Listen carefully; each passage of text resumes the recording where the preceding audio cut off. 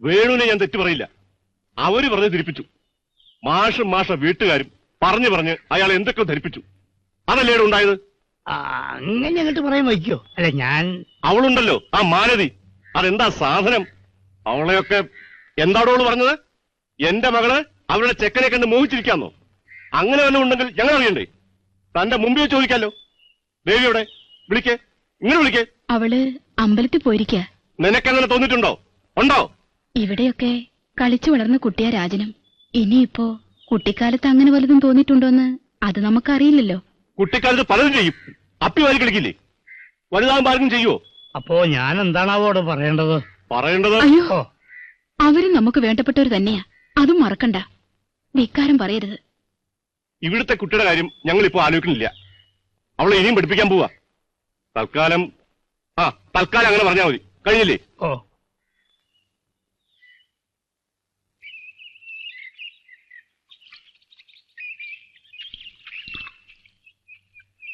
പോയില്ലേ?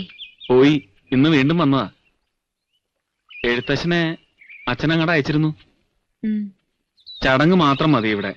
അവിടെ ടൗണില് വേണുവേട്ടന് റിസപ്ഷൻ അറേഞ്ച് ചെയ്യണ്ട അത്രേ. പറഞ്ഞില്ലേ, ഞാൻ MSc അപ്ലൈ ചെയ്തിട്ടുണ്ട്. 2 കൊല്ലത്തേക്ക് ആരും ഒന്നും ആലോചിക്കണ്ട. അച്ഛനോടും ഞാൻ പറഞ്ഞിട്ടുണ്ട്. എന്താ അങ്ങനെ പറയണ? ഒന്നുമില്ല. എങ്ങനെയെങ്കിലും ഈ കാട്ടുമുക്കിൽ നിന്ന് ഒന്ന് രക്ഷപ്പെട്ടാ മതിയെന്ന് നീ തന്നെയല്ലേ എഴുതിയിരുന്നത്? അതിനല്ലേ ഞാൻ വീണ്ടും പഠിക്കാൻ പോണ്. ഇപ്പോഴെന്താ പെട്ടെന്നൊരു ഭൂതോദയം? MSc എടുക്കണമെന്നൊരു വാശി? പഠിക്കുന്നത് ഒരു വാശിക്കാ? രാജേട്ടൻ നിർബന്ധിച്ചിട്ട് കാര്യമില്ല. ഒക്കെ ഞാൻ നിശ്ചയിച്ചിരിക്കുന്നു.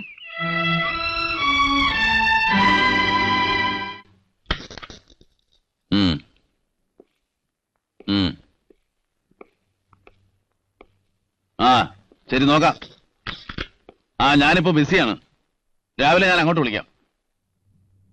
എന്താ കൺഫ്യൂഷനൊക്കെ തീർത്തില്ലേ? ഇപ്പൊ വേറൊരു കുഴപ്പം.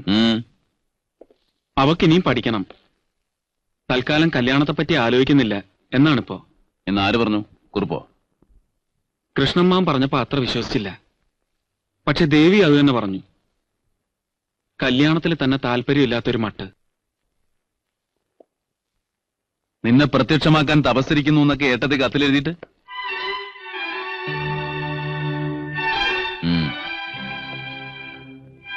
കൃഷ്ണക്കുറുപ്പായിട്ട് ഞാൻ സംസാരിക്കാം. കല്യാണത്തിന് ബ്രോക്കർ പണിയെടുക്കാൻ ഒരു യോഗം ഉണ്ടാവും. അല്ലാണ്ട് എന്ത് പറയാനാ? ശരി, ഞാൻ സംസാരിക്കാം. Don't worry. കുമാരേട്ടാ, രാജനും കൂടെ ഉണ്ടാവും ഉണ്ണാൻ. ഇരിക്കും.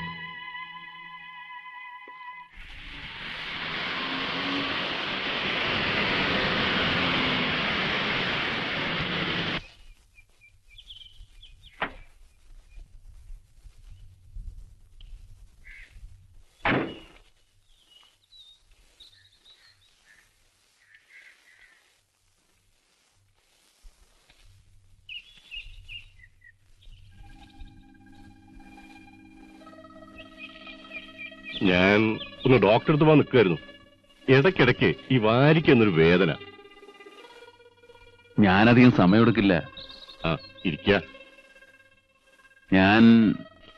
ഞാനെന്തോ പറഞ്ഞു, അവരെന്തോ മനസ്സിലാക്കി. ആകെ ഒരു കൺഫ്യൂഷനായി അല്ലേ? അതൊക്കെ വേണ്ട, ഞാൻ ആ ഭാഗത്തേക്ക് കടക്കുന്നില്ല. രാജനിപ്പോ ഒരു വെറും ശമ്പളക്കാരനല്ല. ഒന്നിലൊരു വർക്കിംഗ് പാർട്ട്ണർ, വേറൊരു കമ്പനിയിൽ ശരിക്കും പാർട്ട്ണർ തന്നെ. ബോണസ്, ലാഭത്തിലെ വിഹിതം, അങ്ങനെ എല്ലാം കൂടെ നോക്കുമ്പോ കൊല്ലത്തില് ഒരു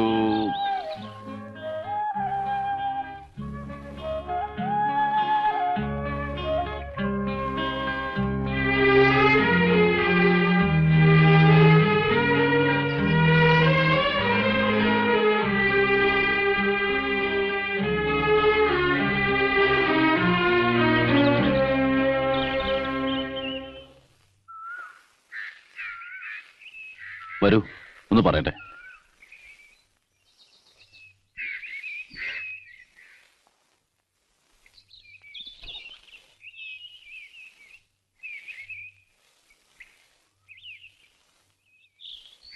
അന്വേഷിച്ചപ്പോ പുറത്തു പോയെന്ന് പറഞ്ഞു.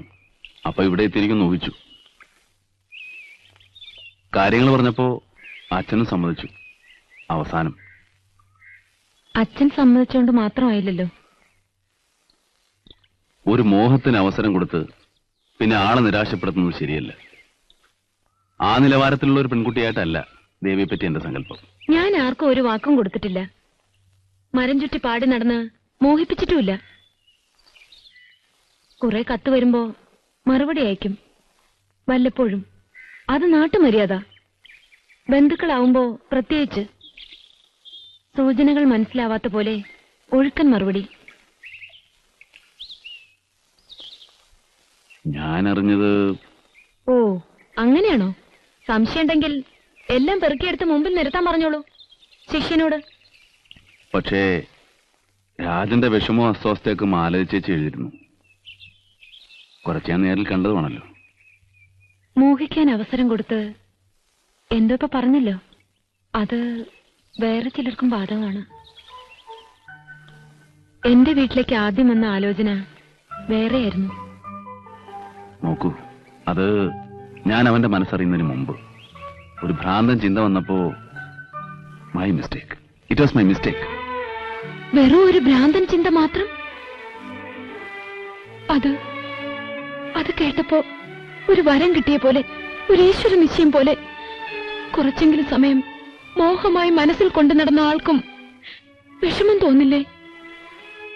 അതൊരു സത്യമാണ്. പക്ഷേ പിന്നീട് ആലോചിച്ചപ്പോ അർഹിക്കാത്താണെന്ന് തോന്നി. ഞാൻ അർഹിക്കാത്തത്. കുറച്ച് കാശുണ്ടാക്കി എന്നതൊഴിച്ചാൽ എനിക്ക് അഭിമാനിക്കത്തക്കതായി യാതൊന്നുമില്ല. കുടുംബം, പാരമ്പര്യം, തറവാടിത്തം എന്നൊക്കെ പറയുന്നതിൽ എന്തെല്ലാമോ ചിലതുണ്ട്. അത് സമ്മതിക്കാതെ പറ്റില്ല. രാജൻ. വേണ്ട, വിസ്തരിക്കണ്ട. വയ്യെന്ന് പറഞ്ഞു ഒഴിഞ്ഞു കഴിഞ്ഞു. അത് മനസ്സിലാവുന്നു. വേറെ ആര്, എന്ത് എന്നൊക്കെ നിശ്ചയിക്കുന്ന കാര്യം മറ്റുള്ളവർക്ക് വിട്ടുകൊടുക്കാനുള്ള സന്മനസ്സെങ്കിലും വേണം. ഈ രാജൻ എനിക്കൊരു അനുജനെ പോലെ. അച്ഛനോട് പറഞ്ഞതൊന്നും ആവർത്തിക്കണ്ട, കേട്ടതാണ്. നിൽക്കൂ, ഞാൻ മുഴുവൻ പറയട്ടെ. ഇവന്റെ എല്ലാ കാര്യങ്ങളും ഒരാൾ എന്നെ ഏൽപ്പിക്കുന്നു. ഞാൻ ഇവനെ കാണുന്നതിന് മുമ്പ്. അത് ഏൽപ്പിച്ച ആളോട് എനിക്ക് തീരാത്ത കടപ്പാടുണ്ടെന്നൊക്കെ പറഞ്ഞാൽ മനസ്സിലുള്ളതിന്റെ ഒരു അംശം പോലും ആവില്ല. ജീവിതത്തിൽ ഞാൻ ആകെ കടപ്പെട്ടിട്ടുള്ളത് ഒരേ ഒരാളോടാണ്, ശിവേട്ടൻ. കുട്ടിക്കാലത്തെങ്കിലും കണ്ടു കാണും ഇല്ലേ? കുപ്പത്തൊട്ടി കൈയടക്കുന്ന ചാവാളിപ്പട്ടികളോട് അസൂയയും പകയും തോന്നുന്ന അവസ്ഥ. ഫുട്പാത്തിൽ കിടപ്പ്. ബോംബെ എന്ന പരിചയമില്ലാത്ത മഹാനഗരം. ഞാൻ പോട്ടെ, കഥ കേൾക്കാൻ ഇപ്പൊ നേരല്ല. കേൾക്കണം. നിങ്ങൾ വായിക്കുന്ന കഥാപുസ്തകങ്ങളിലൊന്നും ഞാൻ അനുഭവിച്ച ജീവിതത്തിന്റെ ഒരു നുറുങ്ങുകൂടി കാണില്ല. ഭ്രാന്തത്തിയമ്മ ഒന്ന് ചത്തു കിട്ടാൻ പ്രാർത്ഥിച്ചവനാണ് ഞാൻ, നാട് വിടാൻ വേണ്ടി. ക്ലാസ്സിൽ അടുത്തിരിക്കുന്ന കുട്ടികൾ എല്ലാവരും എന്നെ വെറുത്തിരുന്നു. അവരുടെ കുറ്റം കൊണ്ടല്ല, ഉണങ്ങാത്ത ഈറൻ കുപ്പായത്തിന്റെ ദുർഗന്ധം.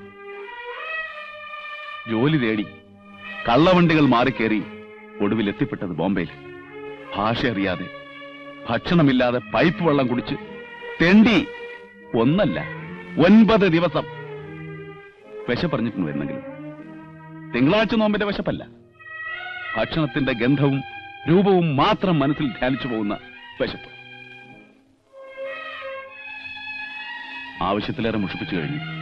മടുത്തു എന്ന് തോന്നുന്നുണ്ടെങ്കിൽ പോവാ, ഇല്ലെങ്കിൽ ഒരു 5 നിമിഷം കൂടെ നിൽക്കാം. തലചുറ്റി വീണു. പിന്നെപ്പോഴോ കണ്ണു തുറന്നപ്പോ മുന്നിൽ ലോകത്തിൽ വളരെ വളരെ അപൂർവമെന്ന് തോന്നിയ ഒരത്ഭുത വസ്തുവെ ഞാൻ കാണുന്നു. ദയ. അതിന്റെ പേര് ശിവൻകുട്ടി. നല്ല ആളായിരുന്നു എന്ന് എല്ലാവരും പറഞ്ഞു കേട്ടിട്ടുണ്ട്. കണ്ടിട്ടുണ്ട് എന്നല്ലാതെ എനിക്കധികം ഓർമ്മയൊന്നുമില്ല. ആ ശിവേട്ടൻ മരിക്കും മുമ്പ് പറഞ്ഞു, അനുജനെ ഒരു വഴിക്കാക്കണം, കുടുംബം അങ്ങനെ രക്ഷപ്പെടുന്നെങ്കിൽ രക്ഷപ്പെടട്ടെ. അത് വേറെ കഥ. അതിന് വേണ്ടതിലധികം ചെയ്യുന്നുണ്ടല്ലോ, എല്ലാവർക്കും അറിയുന്നതാണ്. അനുജനെ പോലെയുള്ള ഒരാൾ എന്നോട് ആഗ്രഹം പറയുന്നു. ബാല്യം തൊട്ടേ ലാളിച്ച സ്വപ്നമാണെന്ന് പറയുന്നു. നടത്തി കൊടുക്കേണ്ട ബാധ്യത, ചുരുങ്ങിയത് ഒന്ന് ശ്രമിച്ചു നോക്കേണ്ട ഉത്തരവാദിത്വമെങ്കിലും എനിക്കില്ലേ? ഒരു കടപ്പാടിന്റെ തുടർച്ചയെന്ന് വേണമെങ്കിൽ പറഞ്ഞോളൂ. തെറ്റായ രംഗത്ത് സ്ക്രിപ്റ്റ് അറിയാതെ കയറിപ്പോയ ഒരു കഥാപാത്രത്തിന്റെ ധർമ്മസങ്കടമാണ് എനിക്ക്.